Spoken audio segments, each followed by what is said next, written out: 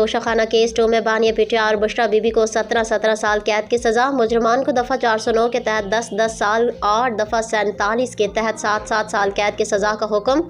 دونوں مجرمان کو فی کس 1,64,00,000 سے زائد جرمانہ بھی ادا کرنا ہوگا۔ عدم ادائیگی پر مزید 6 ماہ قید کاٹنا ہوگی۔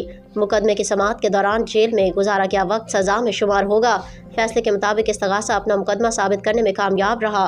دونوں خیانت کے مرتکب پائے گئے۔ بانیہ پی ٹی آئی کو عمر زیادہ ہونے اور بشریٰ بی بی کو خاتون ہونے کی وجہ سے سزا کم دی گئی۔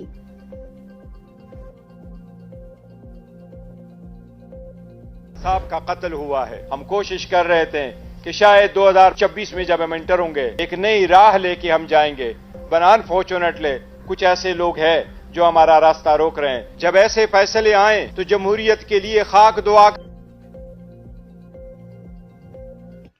سوچ رہے تھے شاید سزاؤں کا سلسلہ رک جائے اور ہم اچھی امید کے ساتھ نئے سال میں داخل ہوں، مگر بدقسمتی سے کچھ لوگ راستہ روک رہے ہیں۔ بیرسٹر گوہر کا رد عمل، کہا جب ہر دن ماورائے آئین فیصلے آئیں تو جمہوریت کے لیے کیا دعا کریں؟ ایسے فیصلوں سے ملک میں انتشار مزید بڑھے گا۔ بانیہ پی ٹی آئی اور اہلیہ کے وکلاء کو سزا کو ہائی کورٹ میں چیلنج کرنے کا اعلان۔ بیرسٹر سلمان صفدر کہتے ہیں وکلاء کی غیر موجودگی میں فیصلہ سنایا گیا، قانونی تقاضے پورے نہیں کیے گئے، امید ہے ہائی کورٹ سے ریلیف ملے گا۔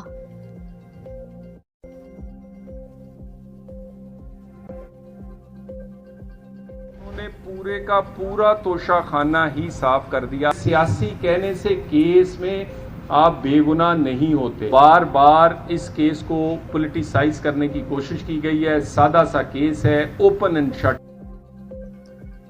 بانیہ پی ٹی آئی اور اہلیہ نے تحائف توشہ خانہ میں جمع کرانے کے بجائے بیچے۔ سزا آئین اور قانون کے مطابق ہوئی۔ طلال چودھری کی گفتگو، کہا Toshakhana case open and shut case ہے، بانی نے جو بویا وہی کاٹ رہے ہیں۔ ان کے بچے پاکستان آنا ہی نہیں چاہتے۔ مانی کے بیٹے ویزا اپلائی کریں، جاری کر دیں گے۔ سیاسی کیس کہنے سے بے گناہی ثابت نہیں ہوتی۔ 9 مئی کے مجرمان کے گرد گھیرا مزید تنگ، ایک اور کیس کا ٹرائل مکمل۔ انسداد دہشت گردی عدالت کی جانب سے کچھ دیر میں فیصلہ سنائے جانے کا امکان۔ ملزمان میں یاسمین راشد، محمود الرشید، اعجاز چودھری، عمر سرفراز چیمہ سمیت دیگر شامل۔ میاں اسلم اقبال سمیت 4 اشتہاری قرار۔ کوٹ لکھپت جیل کے باہر سیکیورٹی سخت، اضافی نفری تعینات۔ بنگلہ دیش کے نوجوان کو نیا عزم اور ولولہ دینے والا عثمان ہادی سپرد خاک۔ انقلاب کے سرخیل کے سفر آخرت میں ہزاروں افراد کی شرکت۔ نماز جنازہ پارلیمنٹ کے باہر ادا کی گئی۔ چیف ایڈوائزر محمد یونس بھی موجود تھے۔ ہر طرف رکت آمیز مناظر، نوجوان دھاڑے مار کر روتے رہے۔ جنازہ پڑھانے والے امام کی آواز بھی بھر آئی۔ عثمان ہادی کو بنگلہ دیش کے قومی شاعر قاضی نظر الاسلام کے پہلو میں دفنایا گیا۔ شرکا کے مجیب الرحمان اور مودی سرکار کے خلاف نعرے، قاتلوں کو انصاف کے کٹہرے میں لانے کا عزم۔